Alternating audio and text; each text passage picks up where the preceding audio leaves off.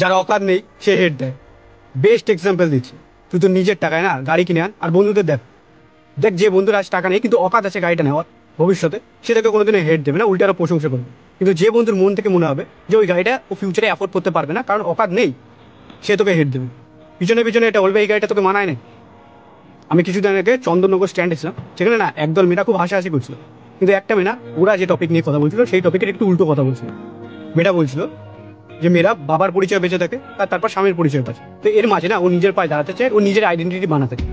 তো মেয়েটাকে একটু কেমন দেখতে, তো বাকি মেয়েরা না ওকে একটু বডি শেমিং করলো, টোন টিটকিরি করলো, সোজা বাংলা ভাষায় হেড দিল। কেন হেড দিল? কারণ বাকি মেয়েরা ওদের ভাই অকাদি নেই নিজের পায়ে দাঁড়ানো, নিজের আইডেন্টিটি বানানো, ওরা ভাবতেই পারে না। তাই যে মেয়েটা তাদের চোখের সামনে ভাবলো সেই মেয়েটাকে তারা হেড দিল।